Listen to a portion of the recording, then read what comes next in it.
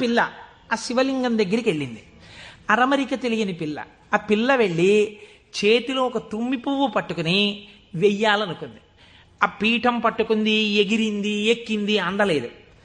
ఆ పిల్ల ఏడుపు మొదలెట్టింది. ఏడుపు మొదలెట్టి, శివా శివా నువ్వు నాకు అందట్లేదు, పువ్వు ఎలా వేయనంది. శంకరుడు ఆ భక్తికి పరవశించిపోయాడు. ఇది భగవంతుడు దేనికి కట్టుబడతాడు? ఆ భక్తికి కట్టుబడతాడు. వెంటనే ఇలా ఉన్న శివలింగం ఇలా వంగిపోతే ఆ పిల్లకేం తెలుసు? శివలింగం వంగిపోయింది నా కోసం. అది చిన్నపిల్ల పొంగిపోయి తప్పట్లు కొట్టేసి కాసేపు ఆడేసి 2 పువ్వులు వేసేసి వెళ్ళిపోయింది ఆ పిల్ల.